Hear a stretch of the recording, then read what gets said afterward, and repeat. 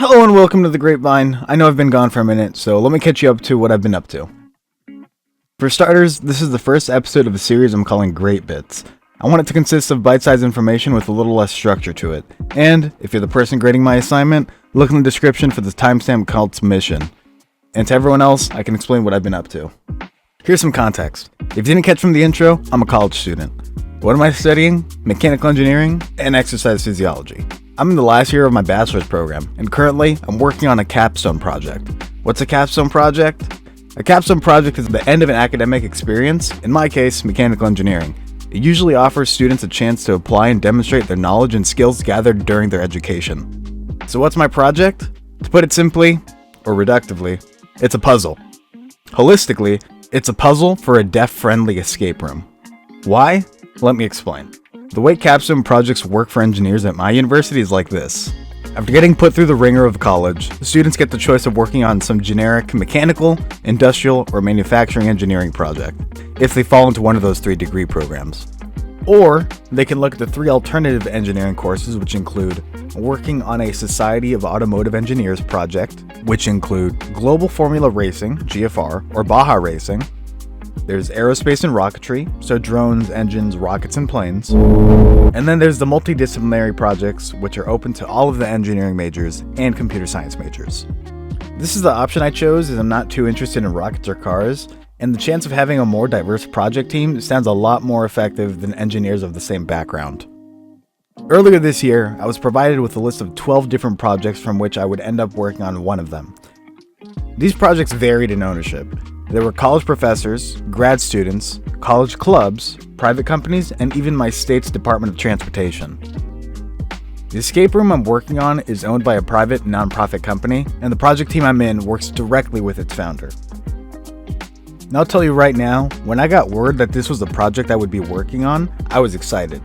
I got this news 2 weeks before classes even started, and the words I really clung to from the project description were, "We seek multidisciplinary design teams who wish to apply universal design principles in collaboration with deaf and deafblind artists to help ideate, produce, test, and iterate on some of the puzzles and applications being developed for this installation." And then a line from the company's description. "Our work bridges sound, spoken with words, sound effects, and music, with its sensory partners, written text, light, vibrations, and patterns, to create experiences that resonate with all participants." Boy, I had ideas, and I'll spoil these ideas right now because we aren't using them. I'm talking Da Vinci Code Cipher Handle Lantern with RGB LEDs paired with haptic feedback vibration as a tool to tell participants if they're hot or cold. The color cannon, which looks around the room and could act as a color picker for the room's lighting, or just detect IR, which is invisible to human eye, and shoot invisible targets and vibrate if you're pointing at something. The life vest, which would have a guitar jack and a spool that you can use to connect to things and copy signals over with the guitar loop on your chest and take it elsewhere. The haptic feedback headphones, which could be paired with any puzzle that lacks visuals or acts like a code breaker for a lock or something. These IR haptic feedback vision things that do something. You could maybe navigate spaces with your vision or get rid of your vision to gain new information about your environment. And my magnum opus, the Navisphere. It's literally just a ball that participants would use to plot a 3-dimensional course for a metaphorical spaceship. And you want to know which idea won? None of them. The client's own idea won. During the first in-person meeting with our client that lives 2 hours away, they presented us with some concept art to explain the physical metaphor of the escape room itself. Because I can't show you that art itself, here's 2 images to paint a picture for you. So, I drew a throwaway idea I had onto a sticky note and asked about it. Sure enough, the client liked hearing their own ideas so much, they went with it. But my team didn't hear about this until 2 weeks later, after we had gone through this process of taking the client's needs, turning them into these engineering requirements to make sure that they're measurable, like SMART goals if you're familiar with those, and we created a total of 17 ideas. And then we pit these ideas against each other in a fight to the death with some random idea as a reference point and identified the top 8 competitors. We got rid of any negative scoring ideas, meaning they were unrealistic, unachievable, or their concept was just inapplicable. From there, we took those 8 and ranked them based on how well they achieve each individual engineering requirement that we established. We ranked and picked the top 4 to present to our client because the 5th one was boring and it made for a nice cutoff point. And those 4 finalists were the sliding braille puzzle, my Navisphere, a tactile Tetris block fitting game, and a maze that vibrates. The client absolutely took the piss out of the other ideas and said they were all very two-dimensional and lacked depth, but they really liked my idea. However, they liked their own idea better. They asked about what had been done about the idea as it was talked about the week before in a virtual meeting, and I told them that I created a CAD model the same evening that we had the in-person meeting 2 weeks ago. Besides the client saying that it looked too phallic, this is exactly what they were looking for.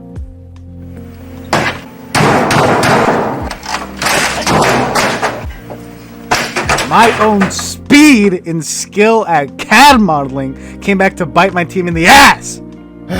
I let the client know that the rocket ship wasn't put through the ringer that all of our other ideas had. This isn't even a puzzle. So we were tasked with turning this stupid phallic rocket into a puzzle, and I had no clue how I wanted to do it. I pulled my team into this mess, so I was going to find us a way out. I concluded that it was best to expand on the functionality of the technology theoretically present on the idea I had modeled, rather than adding additional technology and needing to change the design for it. I went to YouTube for research and found one video that solved my problem. This was all I needed to know what the game plan was going to be. The current design already has magnets for a single functionality of making things stick together, and this was enough evidence for me to see that the magnets could act as electrical contacts as well. And rather than talk about it, let me just show you what we did. Here we soldered to magnets and verified that they could act as electrical contacts. This is both a slip fit test and feeling the shear force required to move the magnets.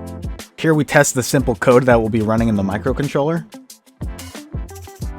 And here's the first prototype with all of these tests coming together. Wrong key. Light does not turn on.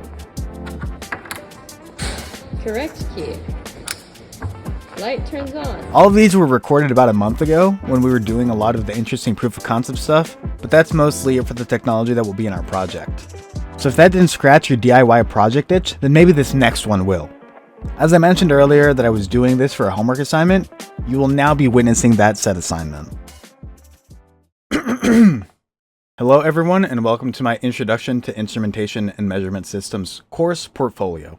Now in this portfolio, I will be showing you one of the most interesting and personally triumphant projects I completed in this very hands-on course. The project I am showcasing is my DIY mechatronic system, Lab 8 Option 2. In this lab, I was asked to design and assemble a mechatronic system that can sense something about its surroundings and act on it.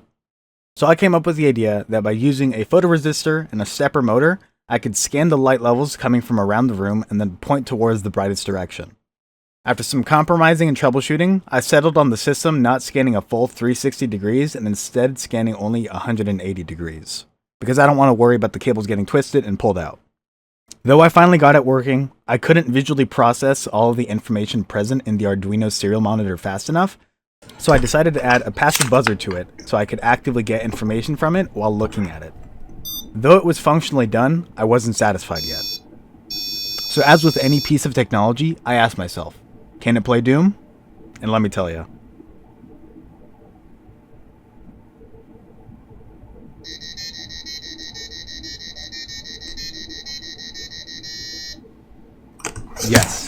Yes it can. And to the TA grading my assignment, thank you for watching my course portfolio and for giving me a view or two. Now back to business. I haven't only been working on those two projects, I've also been scuba diving. For the past 2 months, I've been taking the scuba diving courses available at my university, and I got a PADI open water recreational diving certificate. You can find all the training videos and quiz questions online if you want to see the exact things I learned about, but what I found most interesting throughout the course experience was being able to apply my engineering and human physiology knowledge as it applies in a very niche and specific field.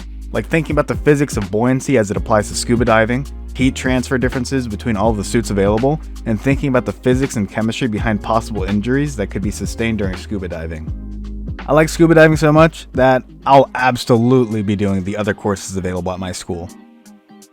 Anyhow, that's what I've been up to mostly and can wrap up with what's next. I've been working on another episode of Medley that analyzes firearms from a STEM perspective, which requires me to give a crash course on classical mechanics, chemistry, and thermodynamics, and I'm about 60% done with the crash course portion. To make sure that you catch that video when it's out, make sure to hit the bell icon down below to get notified. Thank you for watching Great Bits. I'm It's Grapes, and welcome to the Grapevine.